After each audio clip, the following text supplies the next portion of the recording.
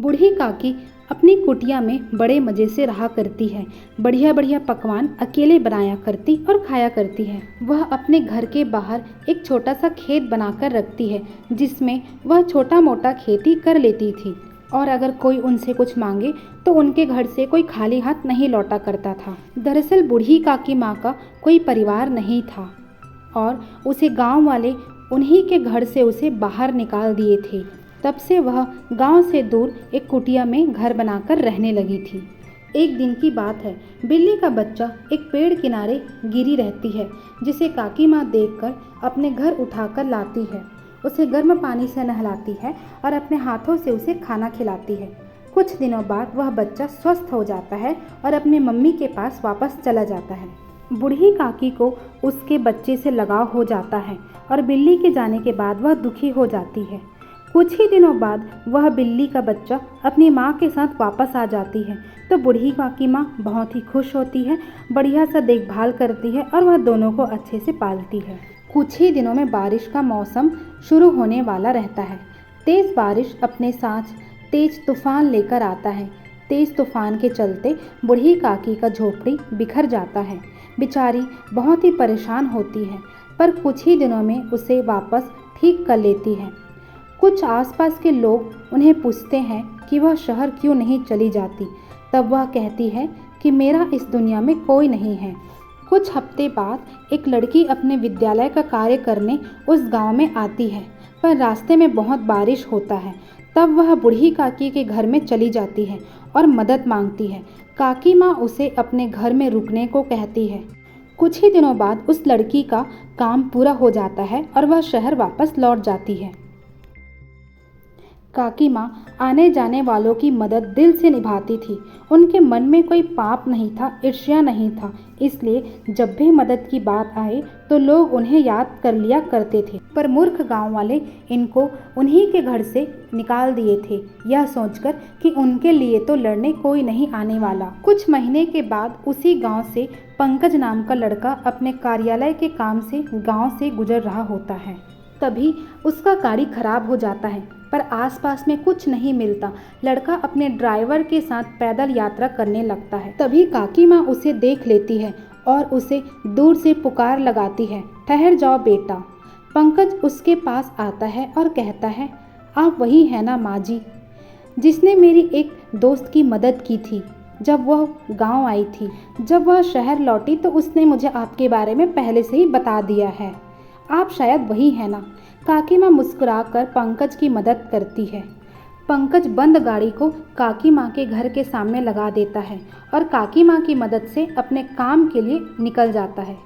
शाम को बहुत देर हो जाती है। तब पंकज अपने ड्राइवर के साथ काकी माँ के घर पर ही ठहरता है। अब पंकज का काम आसान हो जाता है, आने जाने की तकलीफ दूर हो जाती है। पंकज काकी माँ को कहता है, चलिए माँ, मैं आपको सैर कराता हूँ।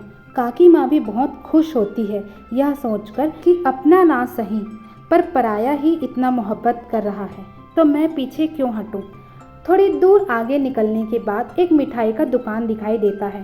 पंकज वहाँ से मिठाई खरीदता है और काकी माँ से कहता है, ये मिठाई तो मेरे पिताजी को बहुत पसंद है। जानती हो काकी माँ, वो जब भी गांव से शहर आते हैं यह मिठाई ज़रूर लेकर आते हैं और मुझे भी यह मिठाई बहुत पसंद है। बूढ़ी काकी माँ कहती है, मुझे भी पसंद है क्योंकि मेरे बेटे को भी यह बहुत पसंद था। वो जब छोटा था तब इसे खूब खाता था। वो नटखट हमेशा इस दुकान की मिठाई खाने के लिए ज़िद किया करता था। तब पंकज पूछते हैं, अच्छा काकी माँ, मतलब आपका बेटा और मेरे पिताजी दोनों को यह मिठाई पसंद थी, क्या बात है। ऐसा कहकर दोनों हंसने लगते हैं। पंकज पूछता है कि आपका कोई परिवार साथ क्यों नहीं है, कहाँ है सब काकी माँ। तब काकी माँ कहती है, मुझे नहीं पता बेटा, मेरा बेटा कहाँ है। मेरा एक बेटा था, मुझसे बहुत प्रेम करता था। मुझे एक दिन उसने कहा उसे गांव की ज़मीन अपने नाम करानी है। मैंने कर भी दिया। फिर उसके बाद वो गांव छोड़कर मुझे मेरे हाल में छोड़कर चला गया। फिर गांव के कुछ लोग आए और मुझे मेरे ही घर से निकाल दिए। पूछने पर पता चला कि मेरे बेटे ने घर और ज़मीन सारा अपने नाम कर लिया है और नाम करते ही सब कुछ बेच चुका है और हमारा घर भी बिक चुका था। जिसने वह घर और ज़मीन खरीदा था उसने मुझे घर से निकाल दिया। मुझे मालूम तक नहीं था कि मेरा बेटा मुझे इतना बड़ा धोखा दिया और वो मुझे बिना कुछ बताए मुझे यूं ही छोड़कर और पैसे लेकर चला गया। मैंने खूब कोशिश की उसका पता लगाने को, पर नहीं मिला। मेरे बेटे को तो सब पता है। मैं आज इंतज़ार कर रही हूँ कि वह आएगा मुझे लेने। आखिर मैं उसकी माँ हूँ, इसलिए मैं हर रोज़ उसका सपना देखती हूँ कि कब मेरा बेटा मुझे लेने आएगा। और जब मैंने तुम्हें देखा मुझे ऐसा लगा मानो मेरा बेटा मेरे सामने खड़ा है। देखो ना, कितना साल बीत चुका है, पर वह पागल अभी तक नहीं आया मुझे लेने के लिए। बस मेरे मरने के पहले मैं उसे एक नज़र देख लूँ, मेरी यही इच्छा है। काकी माँ ऐसा कहते रो पड़ती है। पंकज भी थोड़ा उदास होता है और काकी माँ को लेकर घर चला जाता है। काकी माँ बहुत ही प्यार से पकवान बनाती है और पंकज को खिलाती है। उसके बाद काकी माँ पंकज को अपने परिवार का कहानी सुनाती है। कुछ अपने बच्चों का खिलौना दिखाती है, कपड़े दिखाती है और तस्वीर दिखाती है। एक तस्वीर को देखकर पंकज हैरान हो जाता है और पूछता है, क्या यही है आपका बेटा?